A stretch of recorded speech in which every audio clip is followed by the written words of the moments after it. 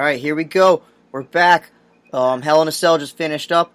We're live from your mother's basement. It's the bad boys of Twitter, the bad boys of wrestling podcast. It's your boy Mike. I'm joined by my co-host Walk. Hey Mike, how's it going, bud? We just finished Hell in a Cell. It was pretty crazy. Holy shit. Let's get our first reactions, I guess. Go ahead, jump us off, Walt. Well, my initial reaction is, number one, Foley is God. How dare Paul Heyman do that to Mick Foley? Number two, what? I'm not sure. I'm disappointed that the match ended in a no contest and Braun Strowman effectively just lost his Money in the Bank contract. But I have to say, I still think it was a wild ending to a very, very good match card that I'm very excited to get into. Yeah, it was pretty crazy. From the slugfest on top of the cell to the Shield, the Dogs of War. Is that what they're calling themselves now? The Dogs of War? Yeah, I believe so. So yeah, they're all scrapping on top of the thing. The Hell in a Cell was brutal. Then Brock Lesnar came out of nowhere. I don't know where he's getting involved. I'm assuming a triple threat's going to happen. That's got to happen, right? Triple threat? Maybe a one-on-one. I don't know. I feel like we've seen this triple threat before, and I'm not too excited about seeing it again. Well, but after that, I feel like I am now. We've definitely seen the one-on-one plenty of times. Yeah, I guess Braun loses his Money in the Bank, and it was exciting. It was wow. That's my first. Go ahead. Yeah, overall, just impression from the card. There was not a bad match on this card. There really was not. Yeah. There was not even really a mediocre match on the card. Every match was good. I had a lot of fun. That was a really, really good card. Really enjoyed it. I had a lot of fun. I agree. I think that I'll admit, a couple weeks ago, I was a little bit down on the state of affairs in WWE, to be honest with you. But I'm not going to lie to you, this got me really excited about it again. Just when you think they're out, they pull you back in. Line from The Sopranos. So with that, let's jump in. First match of the night. It was the most gruesome match of the night. It was the toughest to watch. It was insane. It was Jeff Hardy trying to kill himself, and Randy Orton trying to kill Jeff Hardy. Yeah, let me tell you something, Mike. I've been watching wrestling from my mom's basement for 20 years. I've never been that nervous before a match. I mean, how am I going to watch that match and it was more brutal than what I was expecting it to be? Like, I thought that I was like, okay, this is going to be the most brutal match I've ever seen in my life. It exceeded my expectations. How is that even possible? I was expecting Hardy just to take the most awful bump that he's ever taken in his life. I thought he was going to jump off the cage and practically kill himself. He did almost kill himself, but it was brutal from start to finish. I thought it was going to be kind of slow built with Randy hitting some moves there and there, but no, it was bad. We had the screwdriver spot, which was disgusting. I don't want to see that replay ever again. It makes me cringe. It makes me throw up. I never want to get gauges. I don't even want to get an earring, let alone a gauge. And now you got screwdrivers going through ears. It just freaks me out. Yeah, let's hit on that. Let's hit on that for a minute. How did Randy Orton get a toolbox into the ring? He's not a licensed contractor. He doesn't have a permit for those. He could. We don't know that. I know that for a fact. He's a professional wrestler. He's not a contractor. Randy is a very contractor name. I feel like if you're born, you get your birth certificate and your contractor's license as soon as you're born. Oh, your son's name Randy? Yeah, here it is. Here you go. Oh, boy. I don't know. I'll give them both credit for this, though. I thought it was going to be Jeff Hardy taking all of the bumps in this match. Randy Orton took some of the nastiest things, whether intentional or unintentional. I think I've seen they're part of the chair went through his leg when Jeff Hardy did the Swanton Bomb onto the chair. That was on top of him. Yeah, that gash in his leg. He had those flesh sticking out, and maybe a piece of chair went in there. But before we get into the Randy Orton spots, I just want to say, some people say like indie spots are ridiculous, like they'll do anything to get themselves over. That was brutal. That was terrible.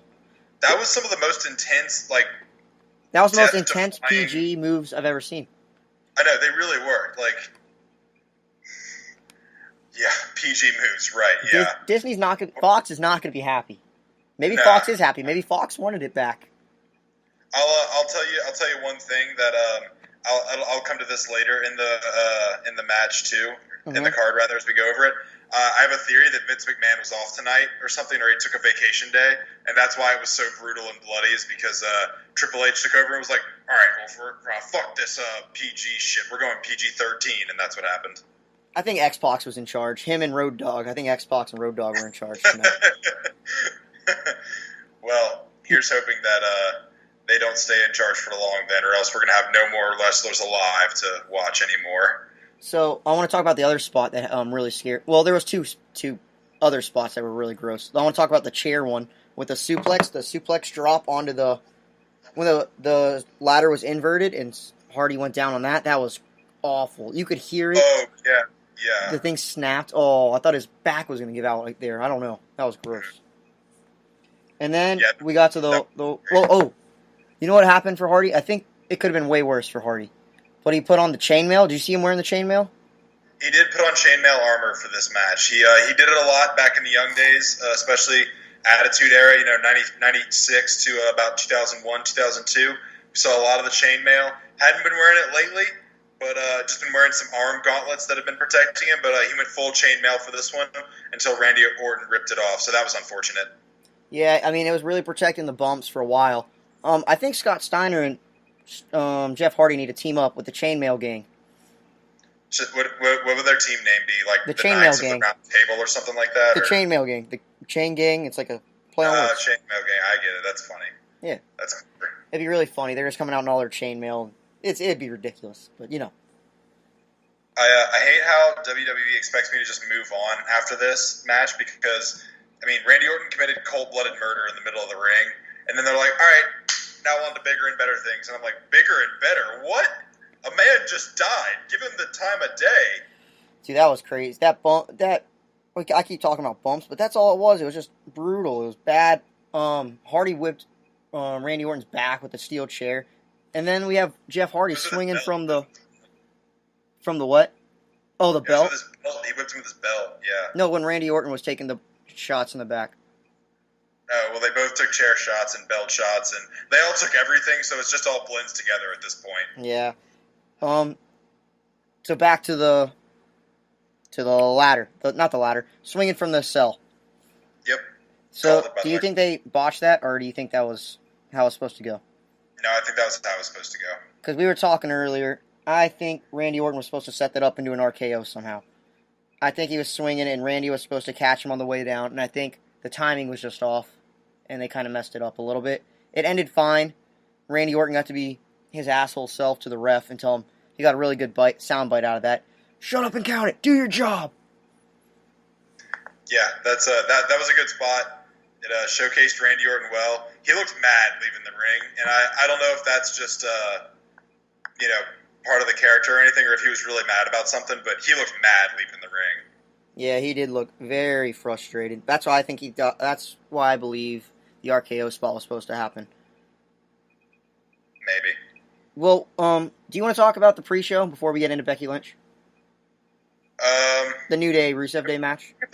Yeah, we can talk about the one match of the pre-show. Yeah, sure. Yeah, we completely forgot about this. I was so excited to talk about Jeff Hardy and Randy Orton because that was. I didn't even take a notes on it. I'll just talk about it though for memory.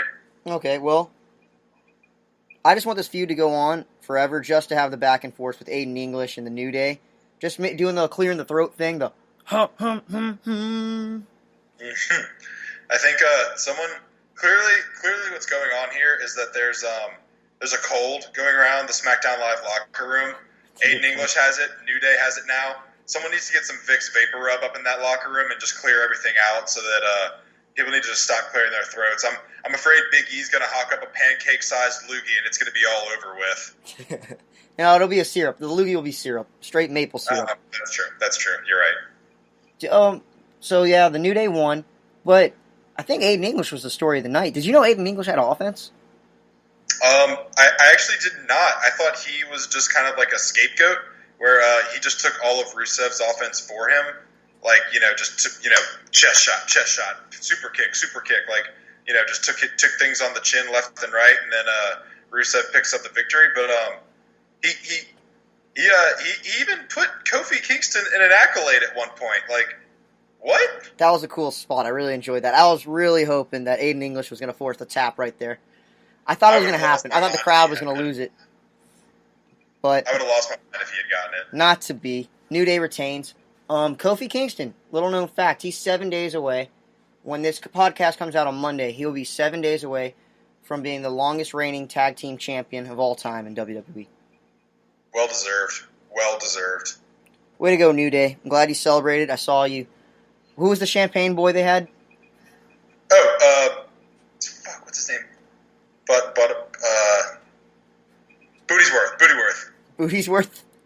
Bootyworth, yeah, That's Bootyworth funny. is their, like, Bootyworth butler. had to take the pancake shower with the bath. It was really funny. I love the New Day. New Day are great. They're good for the brand. Good for the brand of wrestling. All right, let's get back to the main card. Let's get into some good stuff. The new Stone Cold Steve Austin. It's Becky Lynch. Becky Lynch, Stone Cold Steve Austin. Becky Balboa, straight fire, straight fierce. What a match. Becky Lynch, Charlotte. Get into it, Walk. Well, number one, I'm confused why, if Becky and Charlotte are supposed to be mortal enemies, they color coordinated and wore like the same color outfits for this match. Very confused about that.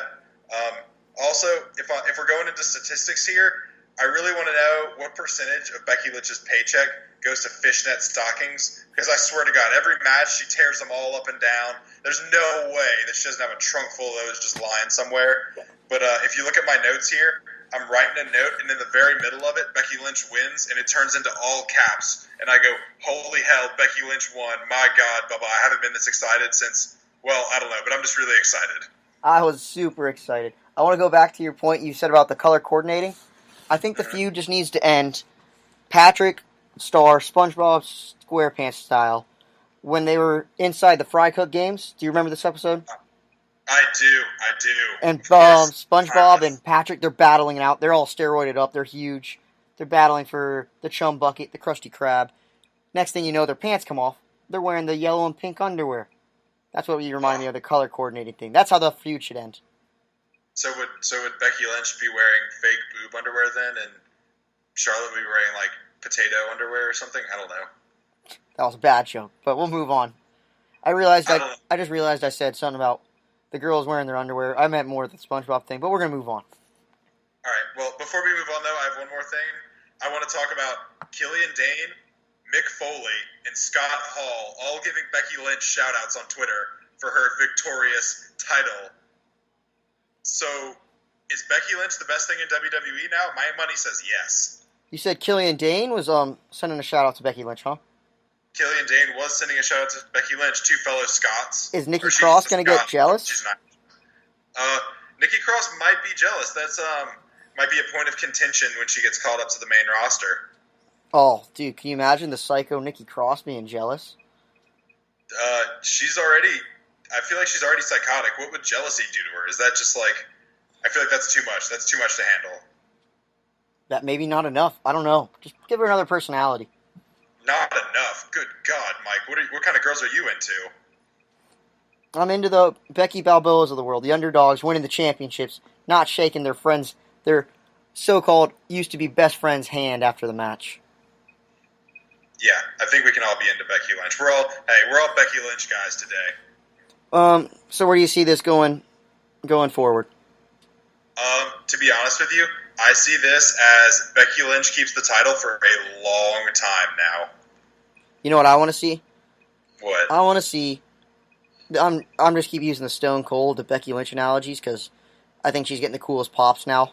So I'm just going to call her Stone Cold. I think Charlotte needs the authority figures. She needs Stephanie McMahon in her corner.